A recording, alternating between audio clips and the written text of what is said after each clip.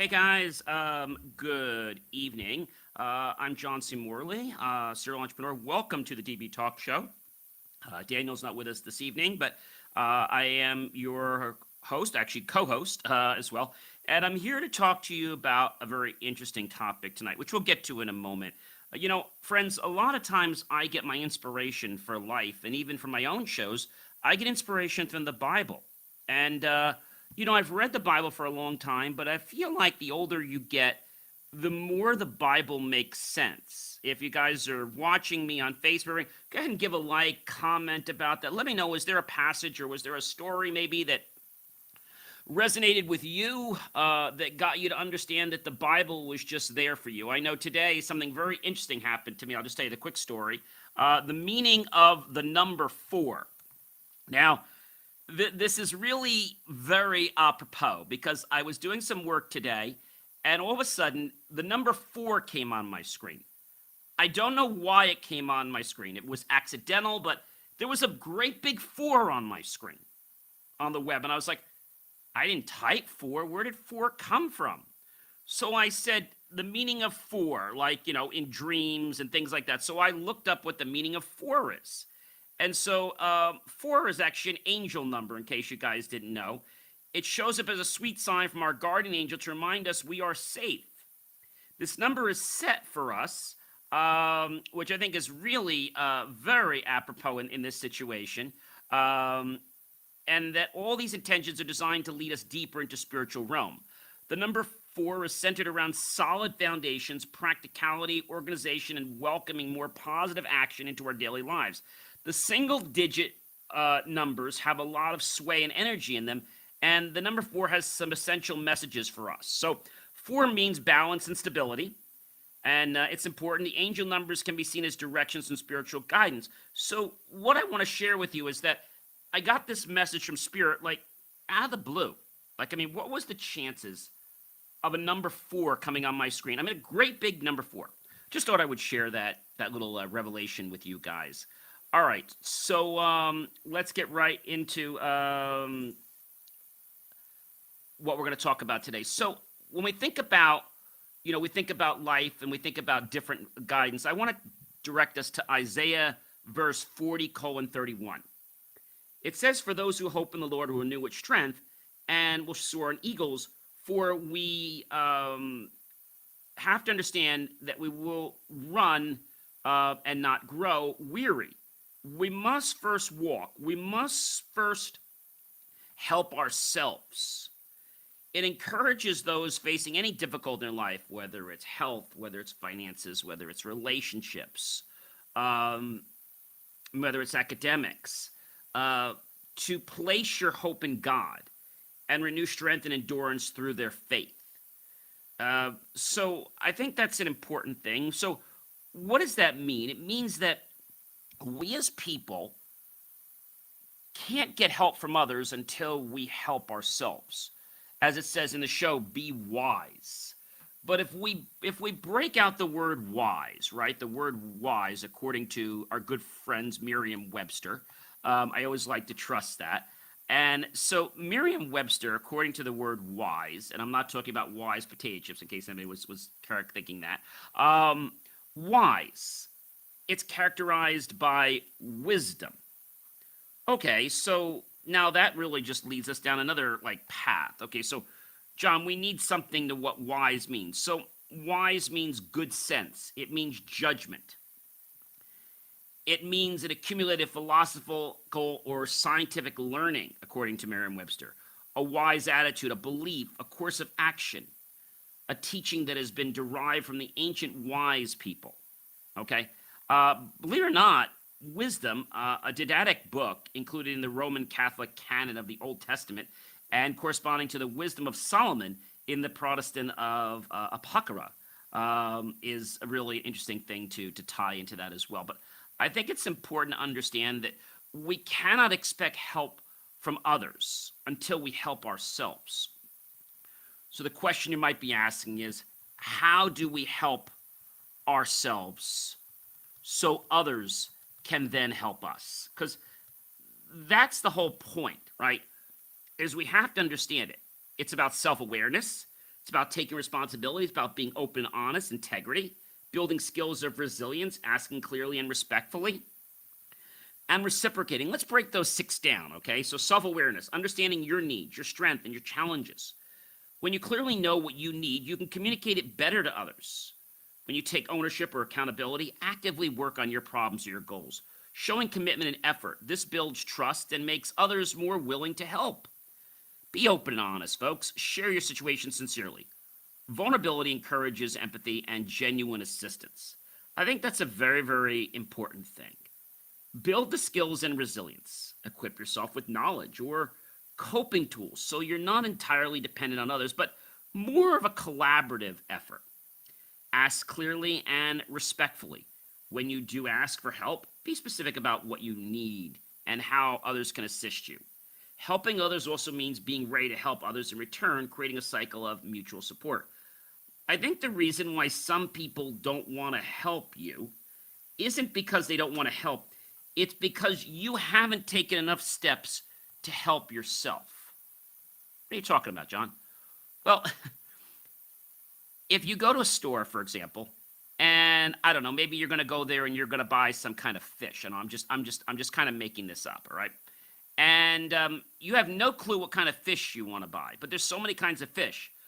Well, the fishery expert might get annoyed with you because he doesn't have all day to spend explaining all different kinds of fish. There might be hundreds of different types. So he'd rather deal with somebody who knows what they want and thus not waste his time or their time. And I think that's important, is that we have to know what we want. And sometimes when we communicate with other people, they may not know what they want, okay? So sometimes we can guide them, yes, but if you're lost and they're lost, well, then it's like you're going to go nowhere, all right? I think when we talk about, let's say, an understanding of helping ourselves is getting out of insanity.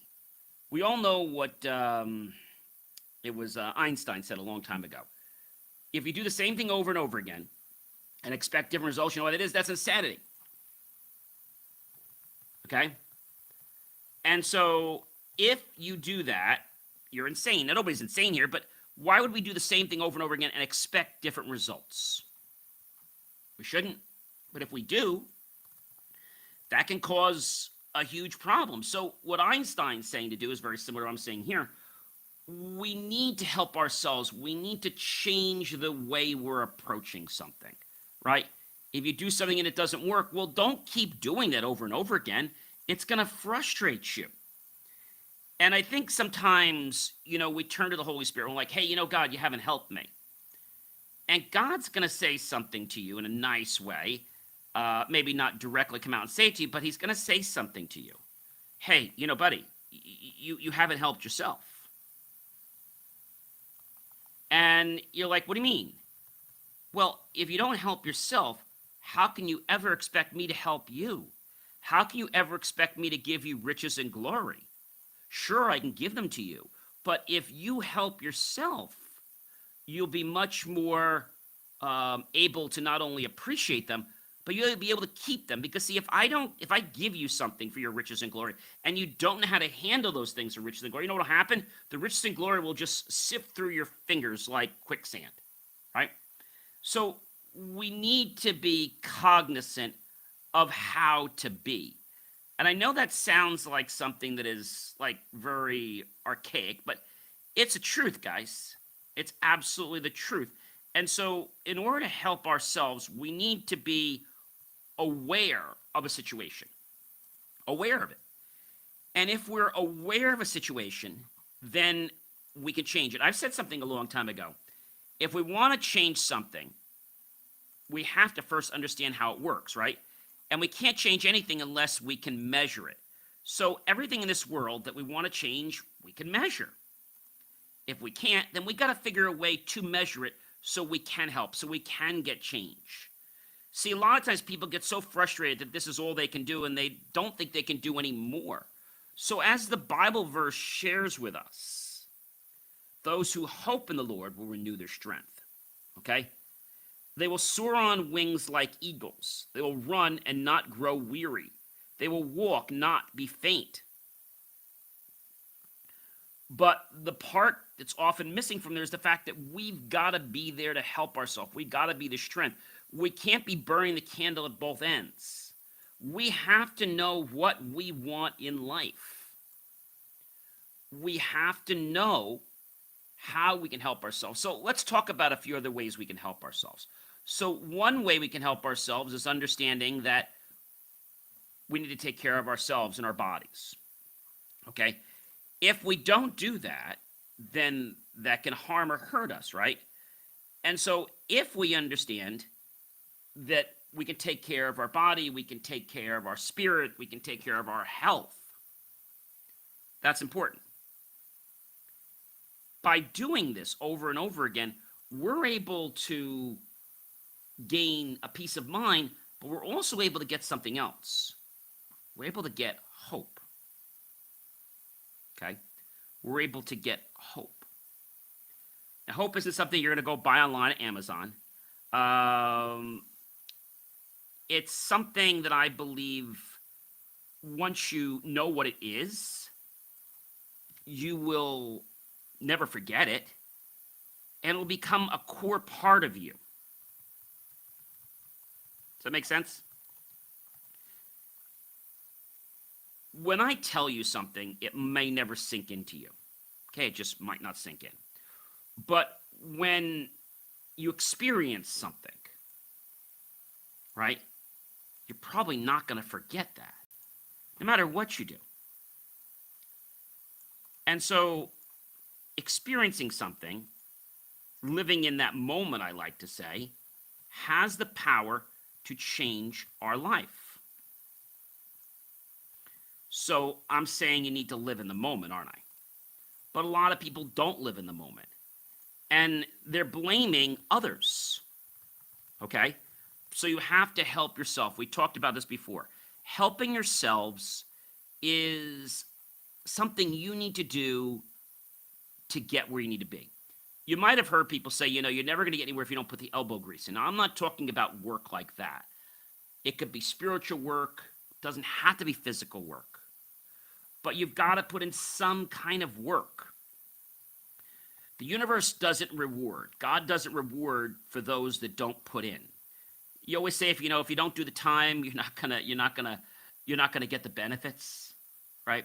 So I think if we can appreciate the fact that we've got to change our demeanor, we've got to change how we're responding.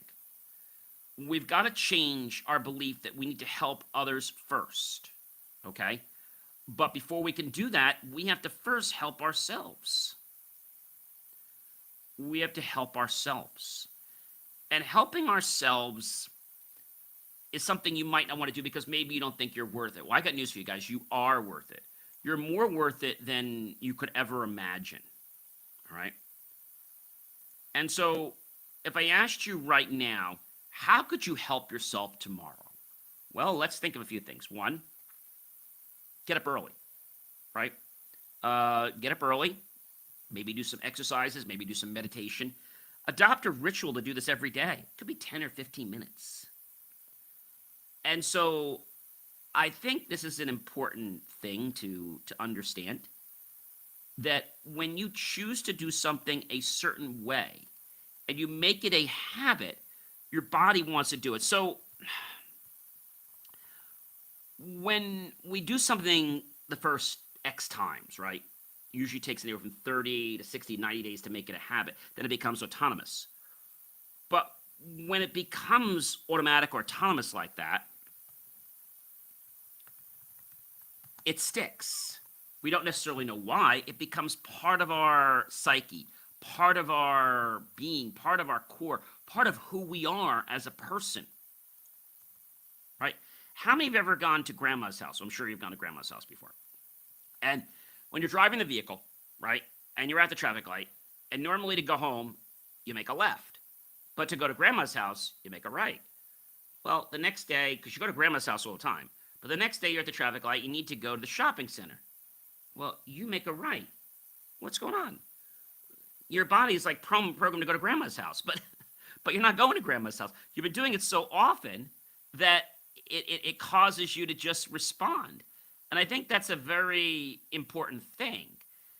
When our body becomes, let's say, connected to what it is we're doing, we do whatever we need to do in any situation. So if you are, let's say, for example, you're doing exercises, right? But maybe one day you don't do them, okay? And the reason you don't do them is because you don't feel like it. Well, when you built a habit, okay, see, motivation, okay, will get you to keep going. When you start to do something, it's good. But if your why's not loud enough, your body's going to shut down and it's going to not do what you want it to do. So your why has to be loud. It has to be enough to get you to really change. That's powerful, guys.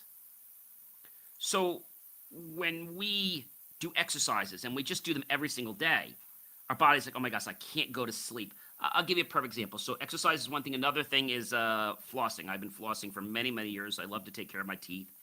So got this habit many, many years ago from my grandmother, and I would floss, and nobody in our family would floss. And now I do more than flossing. I floss, I brush, I even have the water pick thing in my toothbrush.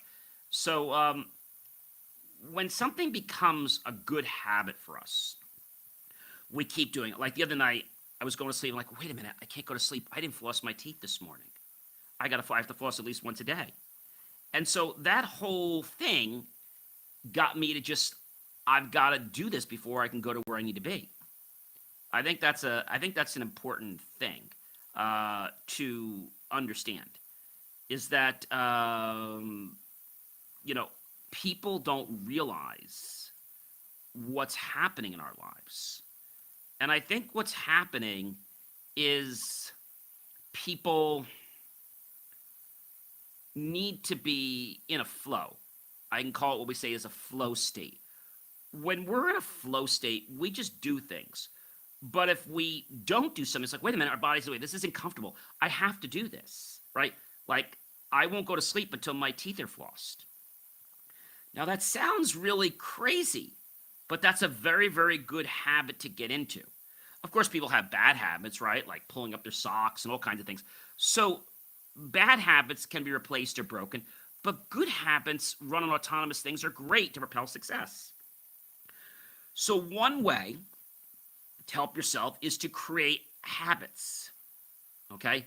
To create habits that will run on autopilot, okay? Create habits that will run on autopilot. If you can do that, even if it's one habit or two habits you build a week, if you didn't have to think about doing something, guess what? You'd be on autopilot. Let me give you a perfect example. How many of you have an air-conditioned home? Okay, right? Or an air conditioning heating system.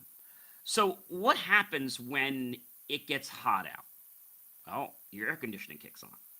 When it gets cold in the wintertime, your heat kicks on, right?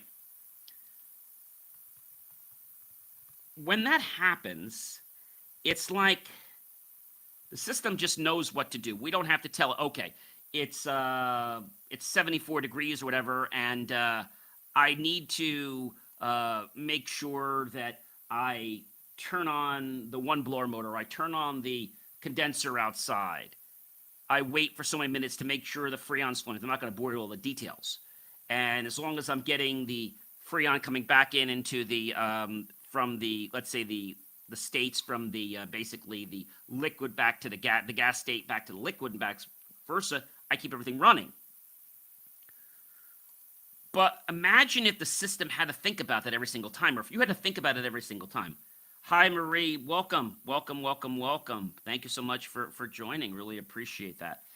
And so when we get our mind and body to be on autopilot, that's what this is. It's autopilot. Success can happen autonomously. But it does not work like that right away. So you first have to figure out what is it you want to build. What kind of habits do you want to create? So that's one way, guys, that you can actually help yourself right now. Okay? You can help yourself right now by choosing to do that. And so a lot of you out there say, you know what, John, I don't have time. I'm busy. Okay. But then when other people are getting further than you, I don't want you to be sad or wondering, well, how did they get further than me? They were not that much different than you. They chose to apply their brain. They chose to use their environment to be a catalyst where you didn't. Does that make sense? So that's just one way that you can actually help yourself. It's a powerful way. If you could just know that success was coming to you, right? Because of the autonomous actions that you're part of. How about you guys? But I think that is pretty impressive. It's so impressive that I wish more people would do it, but they don't. Is it because they're lazy? Not really. It's because they don't believe that they can have an impact. And we've learned time in and time again, whether it's on this show, whether it's on one of my shows, we've learned time and time again that our impact makes the difference in life. Our impact. That's pretty powerful, guys. Successful people run their life autonomously. Now, they know what's going on, but their brain kicks in to make sure they're doing the kinds of things that successful people do. And they don't question if something doesn't work. They know that if they keep doing it, they know it's going to work. All right? They know. Because they know they've gotten results in the past with it. Other people got results in the past. If you keep saying something to your brain, okay, then your brain and your body is going to take that as truth. Whether it's true or not doesn't matter. Your beliefs create and shape reality. Let me say that again. Your beliefs create and shape reality. That's powerful, guys. Very powerful. But what this really means is that our power is better than anything. Okay?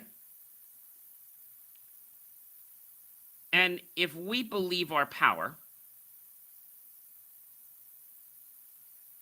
then we can do anything. There is no limit to what we can do. But I don't want you to think that you can just do this tomorrow. You want to be careful what you program in your mind. You want to make sure you're setting up the right actions. Right? I'll give you a perfect example. Maybe one of your friends comes over and you smile, right? You smile as soon as you know they're coming over, right? You get this reaction. We all remember Pavlov the dog, right? Not to get too technical, but so Pavlov the dog, there was the science experiment. And so they gave the dog the steak, and the dog salivated. So now what they did is they decided to do something called classical conditioning.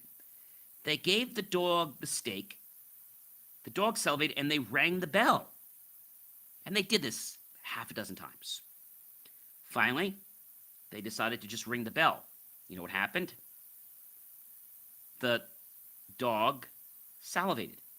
Now, there's been tests on this that if you do it without the other stimuli present, eventually it will wear away. Eventually. But that's something that I think is earth-shattering, guys. Earth-shattering. And if we can understand what that does and how that works, I think that's amazing. So I think this is pretty important, guys. But I'm going to end on this note that before you can expect help from others, then you need to go and help yourself first. Build yourself up first, not because you're better than others, but because when you truly understand your own capabilities, others will appreciate and they'll know how they can help you. Well, ladies and gentlemen, I'm John C. Morley, serial entrepreneur, one of the co-hosts here on the DB Talk Show. Daniel will be with us back next week. I am going to go ahead and sign off with you guys because it's been an amazing time with you, and I hope you'll take this seriously because if you do, you'll have an amazing life. Start building up you, and others will build you up without even having to ask them. Have yourself a great night, and be wise. And feel free to reference that verse in the Bible that we talked about, because that, ladies and gentlemen, is the true magic. Isaiah 40:31. Be aware of those synchronicities.